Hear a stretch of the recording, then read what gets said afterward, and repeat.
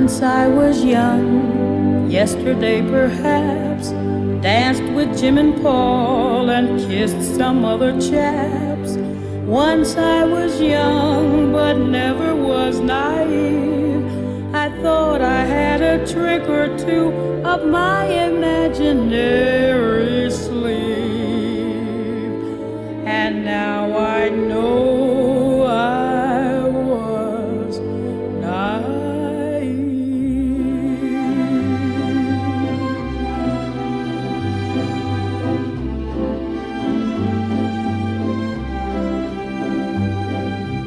I didn't know what time it was. Then I met you. In this context, that song has kind of a double meaning. One in the sense that, yes, when we're young, we don't really expect to get old. At least we don't think much about it. And then sometimes we get so old we literally don't know what time it is. And that's been coming up more and more, I think, as we behold the leaders of our government. Some of them are genuinely superannuated. Dianne Feinstein is 90, so is Chuck Grassley. Nancy Pelosi's 83, Mitch McConnell's 81, Biden's 80, Trump is 77. You know these numbers. And they're just numbers. Age is just a number, right? It sort of depends on how you're aging, how you're experiencing your age. Dianne Feinstein is on a different journey than probably Nancy Pelosi will be. And obviously Trump and Biden age in very, very different ways. Biden is getting kind of defined as old, although he exhibits a lot more vigor than Trump does, and so on. But it's turned into an issue, a big enough issue that at least some candidates are making it an issue within the context of a primary. Here's Nikki Haley recently. This is A1 Cat. In the America I see, the permanent politician will finally retire.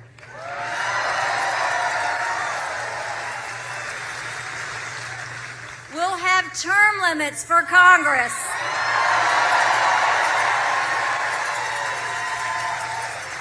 And mandatory mental competency tests for politicians over 75 years old.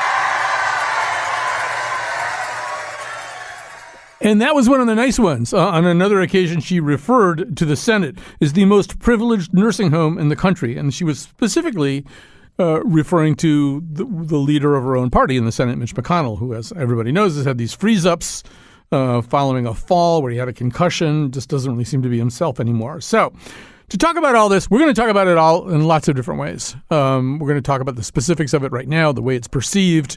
We'll talk in the middle segment about just the dominance of baby boomers, how my generation never really seems to go away. And then at the end, we'll talk about whether non-human animals have the same biases. Or whether they prefer a slightly older hyena, a hyena who's been around the jungle a few times, if that's where hyenas go. Not 100% sure. Anyway, right now joining us is Eugene Scott, a senior politics reporter for Axios, and Lucy Schiller, writer and professor of creative writing based in Texas. She wrote a terrific piece that I found over the weekend in the Columbia Journalism Review where she put together, let's say, or she didn't even have to put it together. She found a very unique focus group. But Eugene Scott, let's begin with you because you also have been working with focus groups through Axios' monthly swing voter focus groups.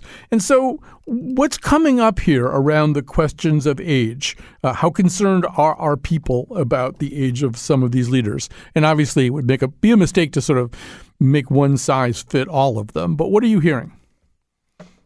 Well, there is concern that the current leading candidates for each party might be too old to take the country in the best direction over the next 4 years. And we asked voters, would they be interested in amending the Constitution to impose a maximum age limit for elected officials? And many of these individuals, it was a group of swing voters from the state of Pennsylvania, supported doing so.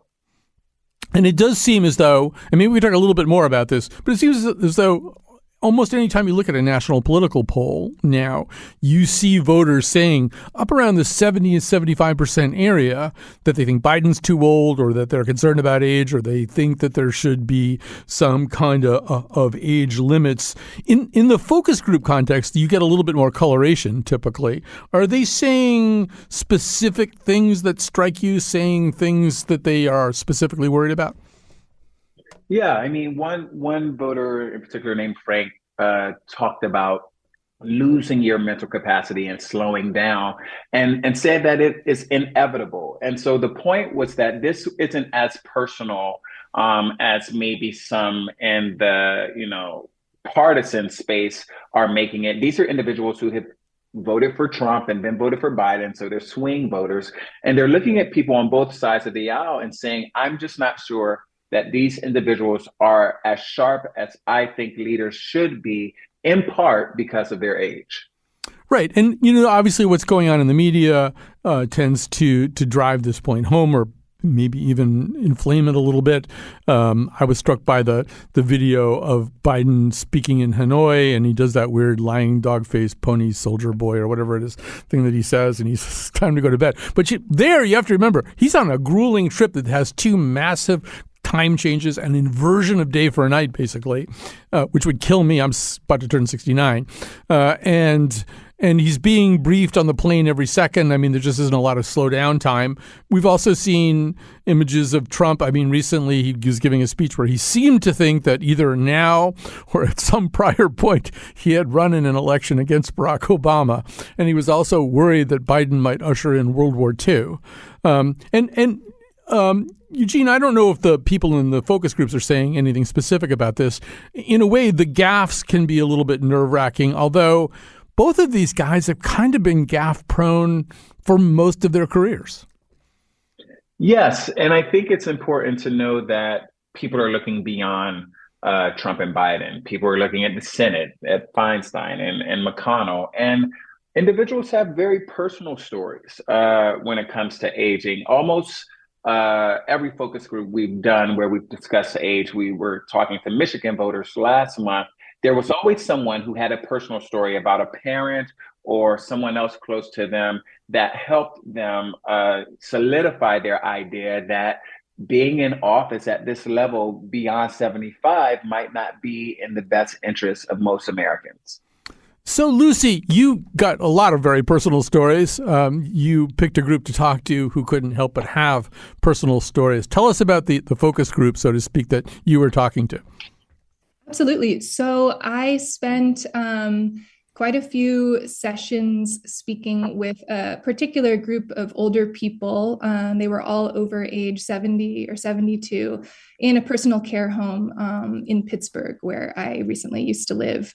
And my presence was really, as I write in my piece, kind of more incidental than anything else. I was excited to speak with these residents and these people, but, they have really busy lives there. They have really kind of stacked social and medical and just personal calendars. And so what I did was I went to a place where they often kind of gather and talk together about politics and anything else that comes up. And I just asked them some questions about their perceptions of ongoing news coverage of aging, and in particular of the aging politicians who we're talking about today. Right. And they didn't speak with one voice. It's a fascinating piece, by the way. I think it's called No New News. It's in Columbia Journalism Review. I recommend it to people. But for example, if you're an older person, you experience the evaluation of your own aging process in a very direct way. As I recall, one woman kind of homed in on falls. When you fall, you get asked by your doctors, have you fallen yet? Tell us if you ever fall. So obviously when Biden falls, that may be a problem for some people. I mean, they talked about that, right? Absolutely. And I think falls are a really, really important piece of just how we, those of us who are not yet older ourselves, conceive and consider, the edges of older age. So as this woman, I think it was Judy, pointed out, she said, the first thing the doctor asks you when you turn 65 is, have you fallen yet? And they continue to ask you these questions as you progress in age. And old age, it's one of those things in my writing anyway, that I started to think about the fact that we don't necessarily always have a particular cutoff for older age, other than maybe age 65 for Social Security or Medicare. Rather, it's something that we kind of are looking for. We're looking for evidence of. And that was kind of an idea that I was trying to get at with this particular focus group, for lack of a better term, was how is older age being defined by the news media? Is when we're watching Biden fall or stutter, or Dianne Feinstein have a particular gaffe of one kind or another, are these really clear evidences of age? And is that this kind of larger category that is the same to everyone, or is it something in which people experience the particular effects really differently? And perhaps, obviously, it's really more of the latter in my experience. Right. And so, this goes back, Eugene, to Haley talking about maybe a competency test versus an age cutoff point.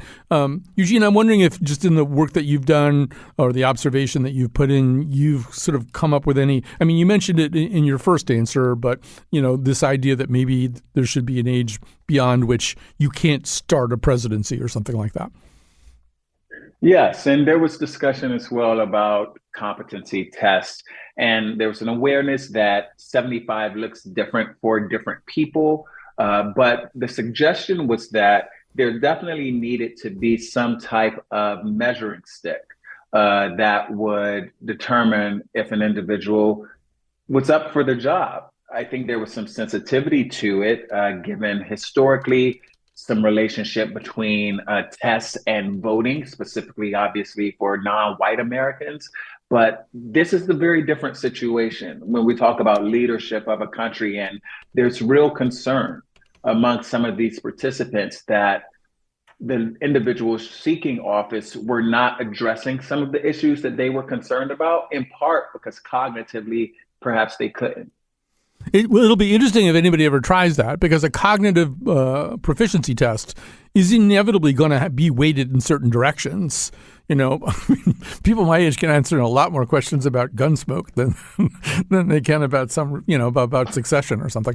And respectfully, there might be quite a few 35 and 50-year-olds who can't pass certain tests, and so I'm sure if there's a 79-year-old who does not perform as well as, the voters would like them to, they will draw attention to that. So shortly before my mother died, Lucy, I just drove her to her high school reunion, and I don't remember what high school reunion this was, but everybody was kind of about 80, and they were all kind of yelling out to each other as they greeted each other. They would yell out, "Glaucoma, 3 strokes," They would just sort of greet each other by like what their most recent or horrific medical problem was. But at one point, one of the leaders of their class, this man got up and he sang a song called, it sounded like it must be kind of a folk song or something called "When the Old Folks Go Away." And that's kind of there in your piece. There's a term that I hadn't really heard in this context, disengagement. Tell us a little bit about disengagement. Absolutely. Disengagement theory, which I bring up in my piece, is a way of understanding old age. It was a theory that was developed in, I believe, the early 60s by a pair of sociologists who used it as a way to explain what they argued was a natural tendency among older people to disengage from society. And they really emphasized this kind of mutual disengagement, this idea that society needed or frankly just did disengage with older people. And meanwhile, older people were disengaging from society. And this was a natural inherent process and a natural and inherent part of aging. And that it wasn't bad, but that it was a piece of our society. And so I brought that into the piece to kind of grapple with the lingering effects of that theory, which has since been not necessarily discredited, but certainly expanded upon, pushed back against, given kind of alternate possibilities too within the field of gerontology. Yeah, you noticed this a lot actually during COVID, where I would see on social media younger people say, well, I don't have to worry about this, doesn't matter because this only affects older people. Yeah. Sometimes I would answer them, have you told your grandparents how disposable you regard them as being? I mean, it only affects the old people. You can give this to your grandparents. But yeah, there is that kind of sense. Well, your time has come and gone. It's somebody else's time now. And Eugene, with that in mind, there's this other question, which is, where's the cohort of younger politicians? Where's the bench in each of these parties? What are you hearing about that?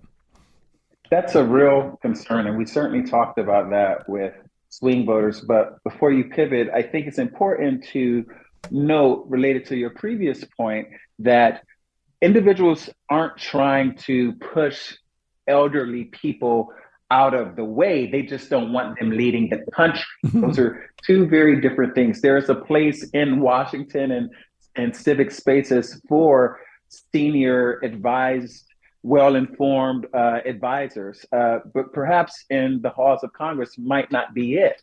Getting to your second question, one of the things that was really interesting when talking to some of these swing voters is that they knew that they did not think that Biden or Trump were up to the job because of their age, but they couldn't really name people on the bench in either party that they thought could do the job.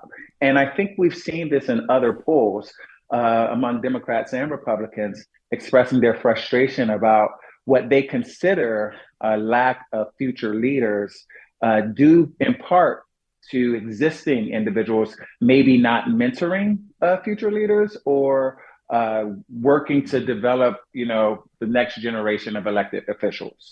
Yeah, it's sort of weird, though. I mean, in the last cycle, for example, Pete Buttigieg was 38. Eric Swalwell was about 40. Tulsi Gabbard was about 39. Maybe a good thing she didn't get more traction. But Andrew Yang was 45. Cory Booker, 51. Julian Castro, 46.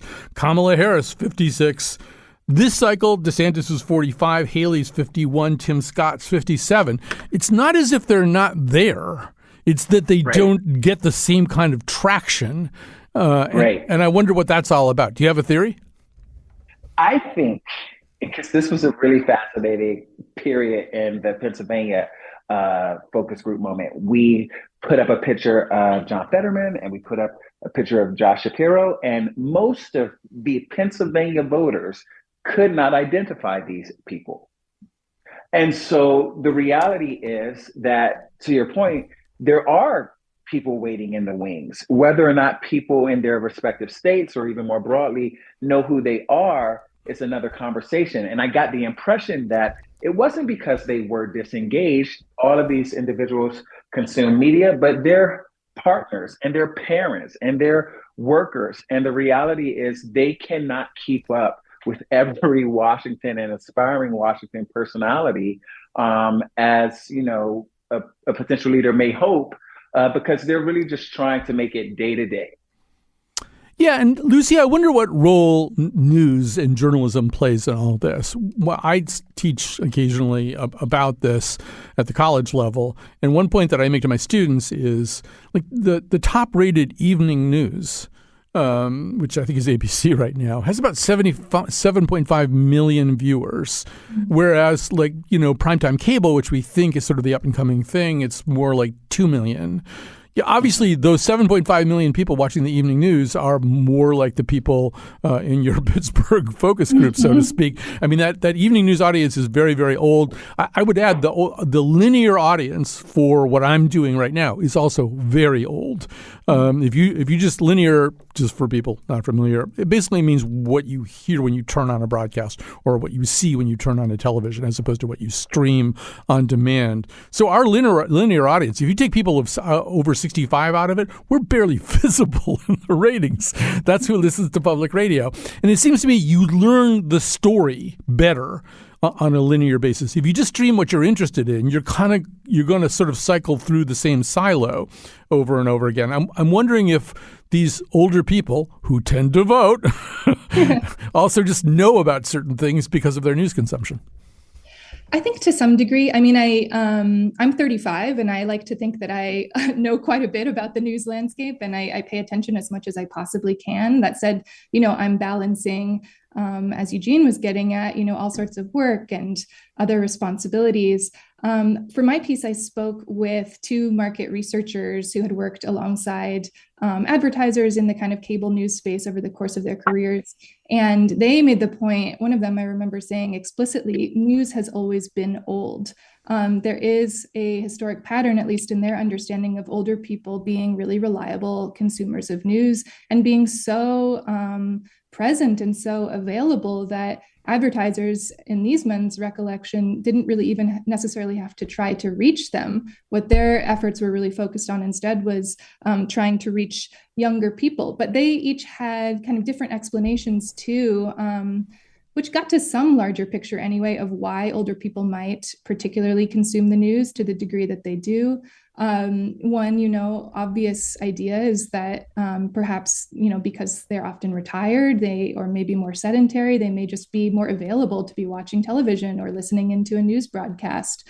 Another market researcher said basically that, in his estimation, they were intrinsically kind of more involved and interested in public affairs, which I'm not certain is totally fair, to be totally honest. But there's a lot of different explanations, I think, absolutely, for why older people who do tend to vote at such kind of record high numbers are so involved in the news and so available to listen to it. There's definitely something going on there. We're going to have to take a break here. Eugene Scott, senior politics reporter for Axios, Lucy Schiller, writer and professor of creative writing based in Texas, and check out her terrific piece in Columbia Journalism Review. We're going to take a quick break, and we will come back after this.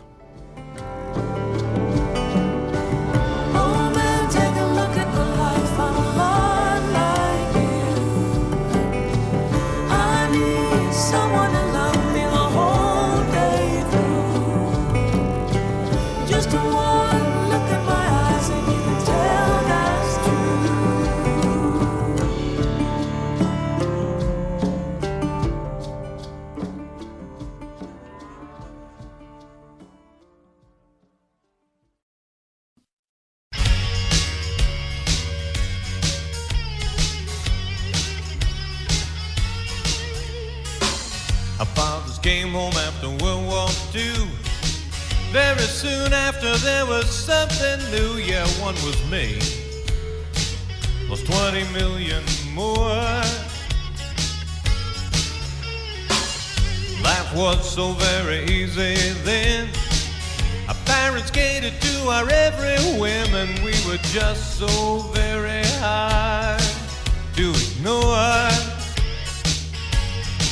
'Cause we were spoiled little brats learning the baby boomer blues. I am one of those spoiled little brats. And we're going to talk about baby boomers very specifically in this context now with Kevin Munger, an assistant professor of political science and social data analytics at Penn State University and author of Generation Gap, Why the Baby Boomers Still Dominate American Politics and Culture. Kevin, welcome to our conversation. Happy to be here. So you can just run some numbers by us. I mean, we kind of know and we kind of don't. But, it's not just Mitch McConnell or Charles Grassley or Dianne Feinstein. The Senate is kind of an old place.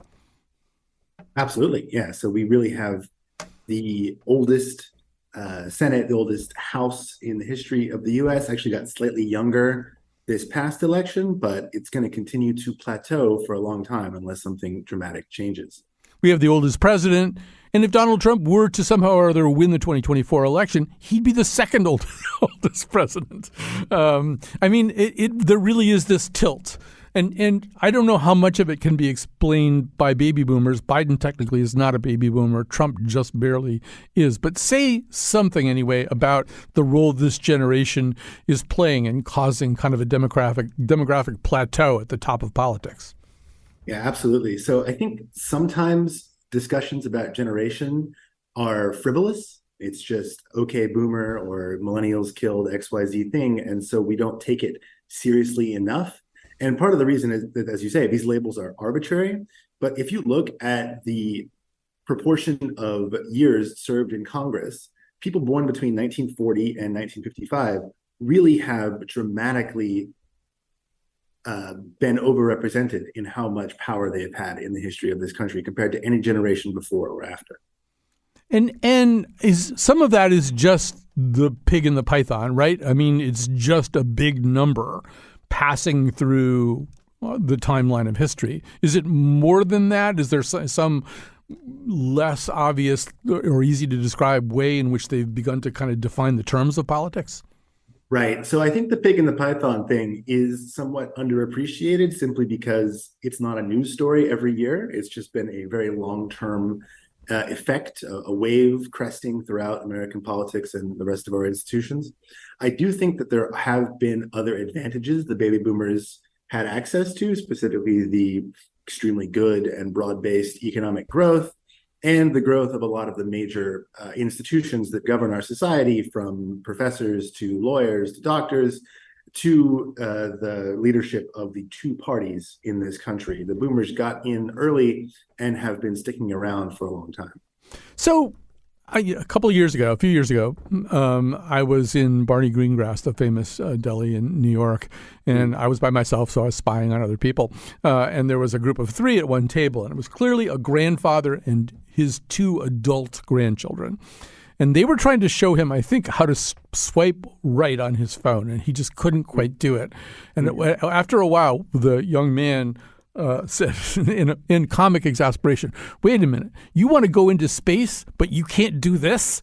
And there's a way in which technology is a little bit of a breaking point or a testing point.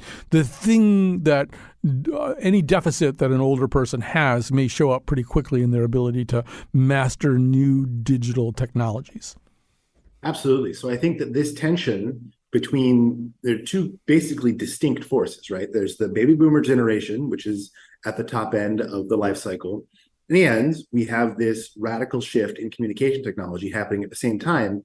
And the confluence of these two things, I think, is why everything seems so weird right now. In some ways, we're stuck in the past. The baby boomers are still primarily using the linear media that you were describing. And yet, so much of the world has moved online in a space that they don't have good intuitions about how to use it or what it means. Yeah, I mean, I think this has profound implications and shows up in real world capacities. I'll give you one example. I spent quite a lot of time trying to understand the whole Hillary Clinton email thing. A lot of it devolves into the fact that she had gotten comfortable using a BlackBerry. And she's not a computer person, doesn't use a laptop, or at least didn't at that time. But she could use a BlackBerry, and there's only one BlackBerry that has the right level of security equipment on it, and that's the president's BlackBerry. Obama had one, she didn't. And that kind of set off a cascade of really bad decisions about what to do about our emails that led to all kinds of tragic consequences. But it is that fact, right, that and it also means that politicians have always been dependent on their staffs for stuff. But I think they must be really dependent on their staffs if they don't know the tech. Yeah, that's right. So sometimes I make this point that perhaps our tech policy would be more dynamic or more up to date if we had younger politicians. And people always say, well, the politicians don't really do anything anyway. Their staff is running the show. And first of all, I think that's really quite cynical to say that we have no electoral control over what's happening in Congress. I certainly hope that's not entirely true. But also there are, as you say, these like lived experience, day-to-day things which actually have a big impact and can't be taken over by the staff when it comes to compared to foreign policy or nuclear policy. Though not knowing about foreign policy doesn't mean that you're actually going to mess up a farm with your hands, but tech, you can't. Yeah. And I mean, obviously, I think in the case of Dianne Feinstein, we know that her staff is essentially doing everything at this point, but that isn't necessarily true for other politicians. So the other question here is, I mean, kind of famously, Gen X just disappears from every single conversation. That was their identity going in, and it's still their identity. And we can talk about Gen Y, but really, the millennial generation is the next one that seems to excite through its identity, through just conversations, through its assertion of some of its own needs and values, a similar level of high identification to the baby boomers. Say a little bit about what you see in terms of millennial presence or missingness, as the phrase is, in politics these days. Right. So first of all, this is demography. So there's just a lot of millennials. They were originally called the echo boomers. So there are a lot of us, and that's part of why we're starting to assert ourselves so much. I think also that the inability to work our way up the two big political parties is what's causing this frustration about a lack of a pipeline. So, perhaps the most powerful millennial politician, Pete Buttigieg, and yet he famously was not very popular among millennials. And I think this is because millennials did not really see him as one of our own. In fact, in order to achieve the power that he has had to appease the boomers who still run these institutions.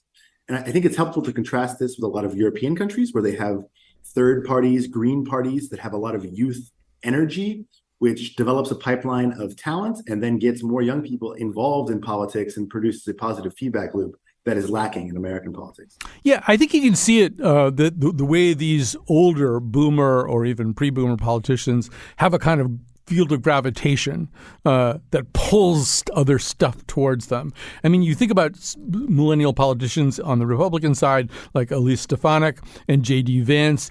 Each of them, I think, has tracked from his or her original point in the solar system towards Trump. They've both become, I mean, Stefanik in particular has become way more Trumpy than she was at the outset. In order to function in this world, you got to get Trumpy.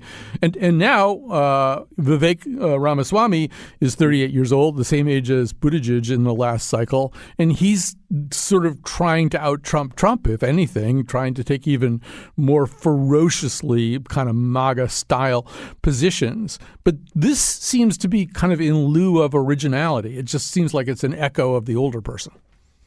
Well, I think that the way that we select candidates is extremely biased towards older people at present, so that younger people are much less likely to turn out for primary elections, even more than they are in general elections. But beyond that, the campaign finance is extremely skewed towards older people. So the percentage of the top 100 donors that are over 80 years old is higher than the percentage of them that are under 45. So that is really out of whack with the population at large. But given the importance of fundraising in the early stages of the presidential primaries, you simply have to go where the money is. The concern among younger voters has to be that these people don't have the same concerns. I think among potential Democratic voters in particular, or unaffiliated voters, I mean, a lot of these young people are very legitimately, understandably, really worried about climate change. There's a sense that an 81-year-old senator just isn't worried in the same way. There's a way in which mothers and fathers of school-age kids are worried about school shootings. You don't have to be indifferent about it when you're 75 or 80, but it's not the same kind of urgency. Talk about how that turns up.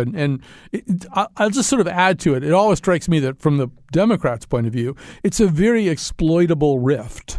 There's just and you could add reproductive stuff because, obviously younger people have more issues about reproductive law. But the climate change thing in particular, I mean, the Republican Party seems very inimical to putting any controls or brakes on climate change. You would think that would just cause a stampede to Democratic candidates. Yes. I think this speaks to the fact that the Democratic Party establishment is still controlled by boomers who care more about continuing to hold power than about winning in the future. And that's the nature of our institutional setup. That's what creates these incentives. But I think you're right that it seems like the Democrats should have a bigger advantage among younger people than they do. But I think the bigger trend is simply most younger people are more likely to be unaffiliated with either party and not really voting. They're just alienated from electoral politics in general. And I think it's an open question. It's still possible that a political entrepreneur on the Republican side could come along and offer a different package, which would be more appealing to young voters. And I think that essentially which of the parties switches to young voters' issues first will play a big role in the way that issues and different groups are divided up in the next decades. Yeah, there's this weird kind of game theory that's happening right now. You could argue that the party that can get rid of its front runner in the 24 election would command a tremendous advantage. If you could somehow or other get Biden out of the picture and a younger candidate in there, if you could somehow or other get Trump out of the picture and a younger, less weird candidate in there, either one of those things would create a huge advantage. Neither party seems able to do it because of the kind of predominance that you've been talking about. In another country, this would simply turn into third, fourth, and fifth parties. Much harder to do in this country, right? Yeah, absolutely right. I've been, so ever since I wrote this book and then the big news items of McConnell and Feinstein of the past month, I'm getting a lot of interest from European journalists who are mostly just astonished. The system over there is so different. And I think that's a good point to drive home to a lot of the American consumers who become used to this setup.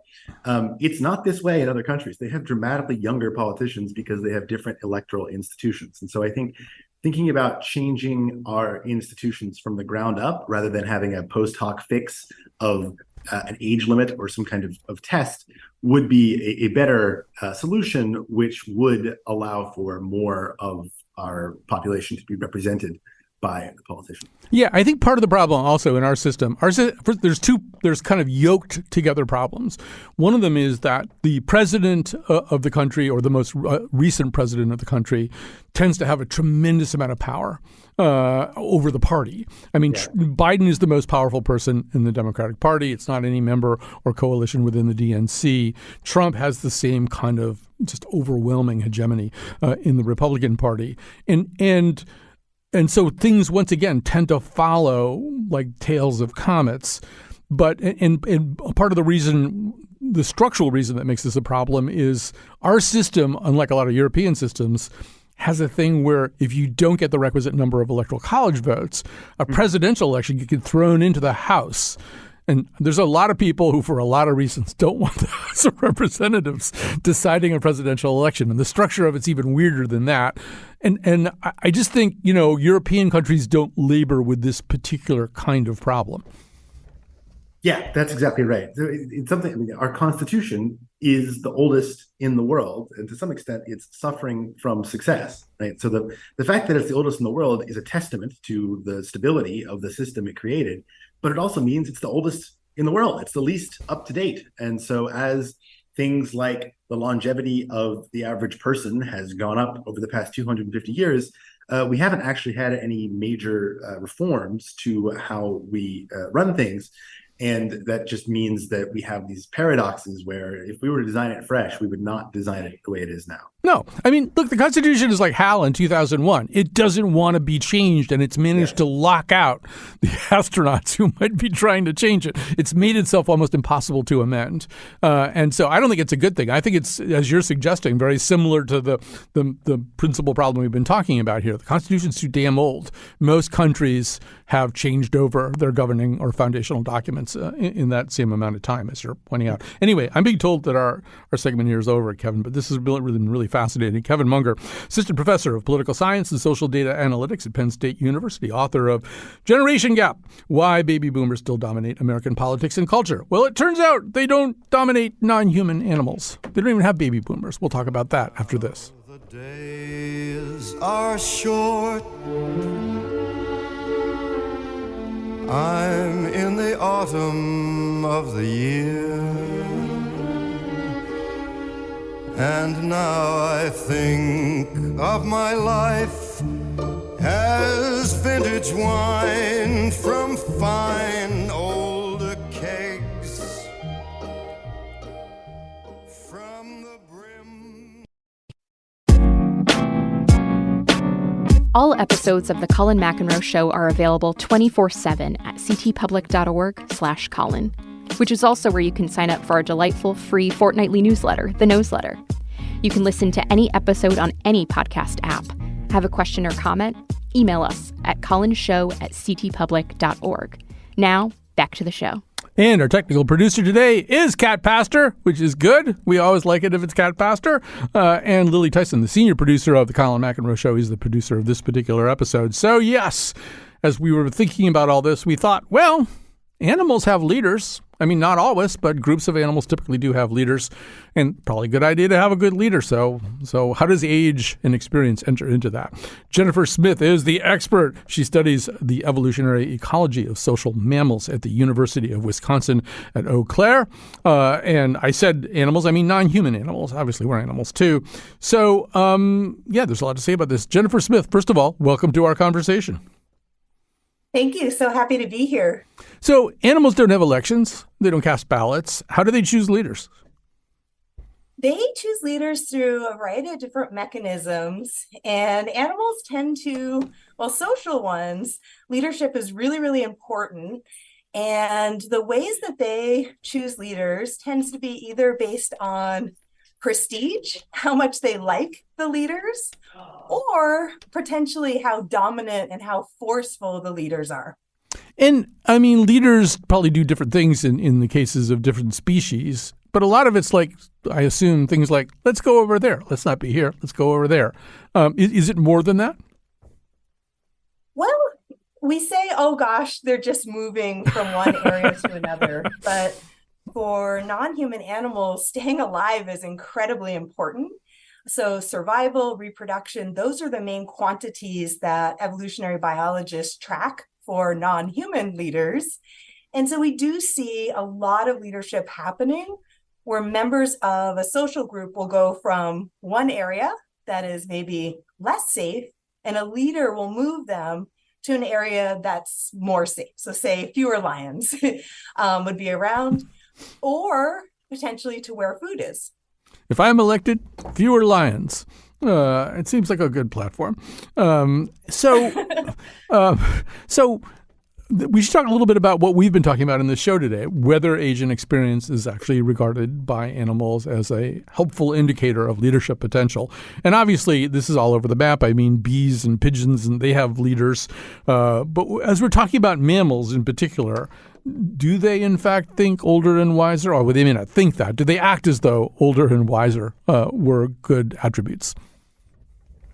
Well, the answer is it depends. So biodiversity brings rise to a variety of different solutions, but on average, individuals do choose leaders that tend to be older. And what I mean by that, these tend to be older females that have lived in a group for a very long time and have accumulated knowledge about the area.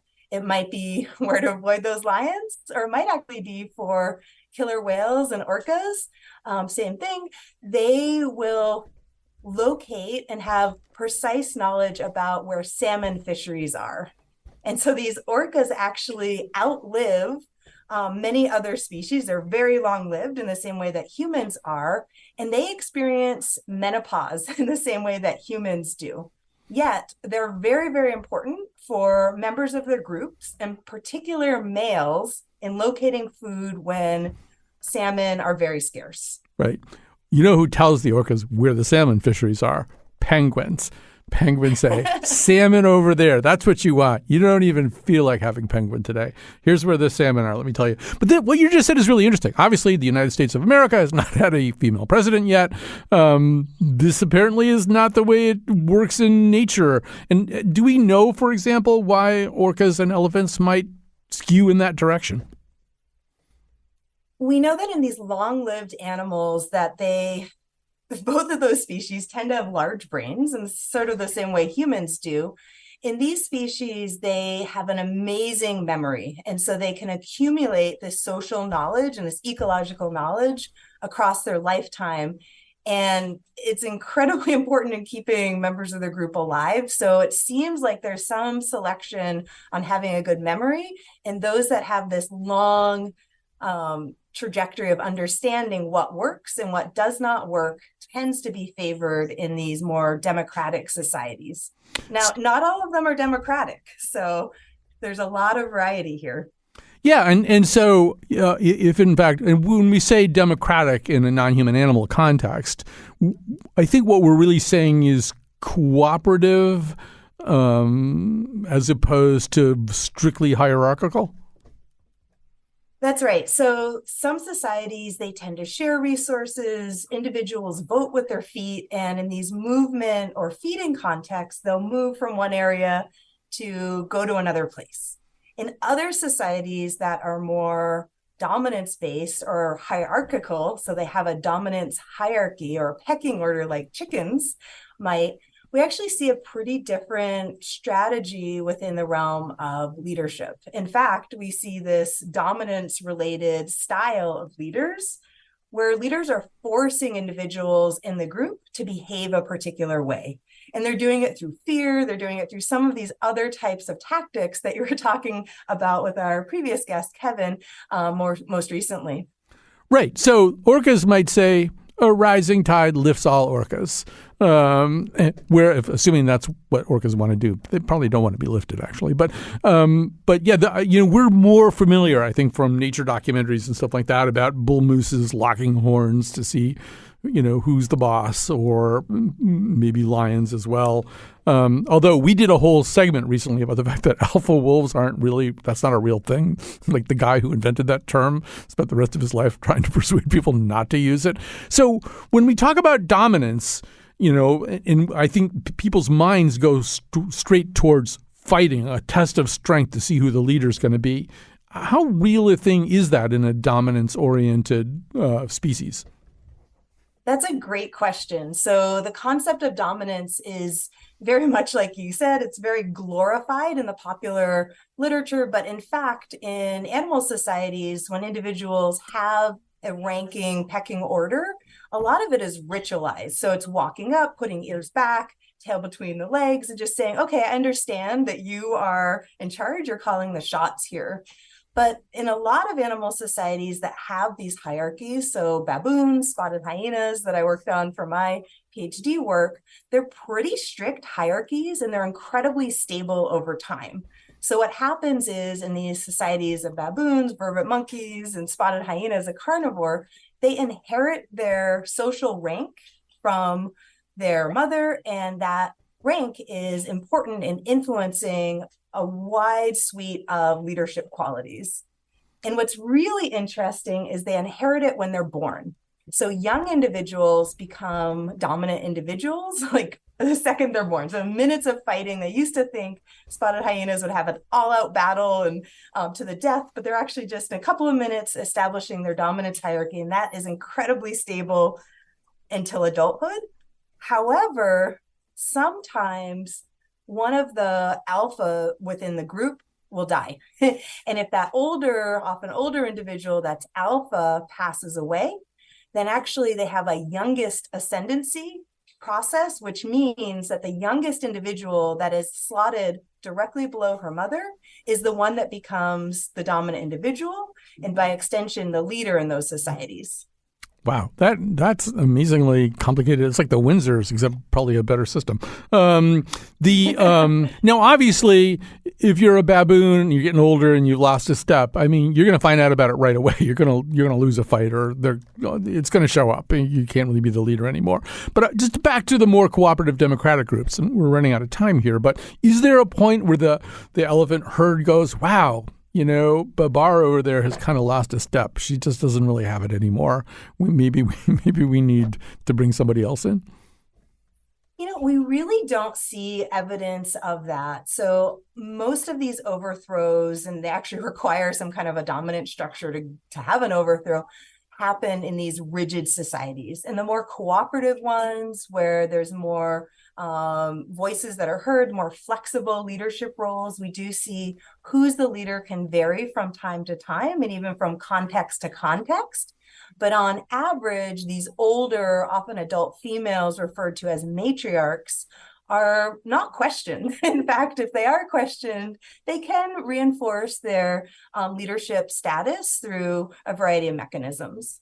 All right, we have to stop there. This is so interesting, though, and thank you so much for taking the time to be with us. Jennifer Smith studies the evolutionary ecology of social mammals at the University of Wisconsin at Eau Claire. I don't think it includes the Packers, but thanks so much for talking to us today.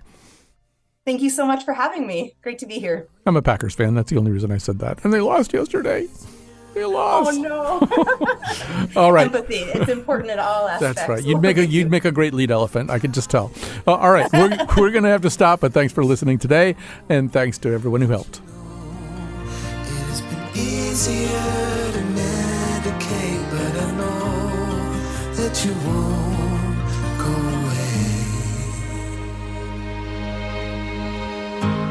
Couple years since you learned how to fly, elephant. Hit the tears as I numbed out the time, elephant. Couple moves to the coast and to the town and back again. Couple worlds that I was in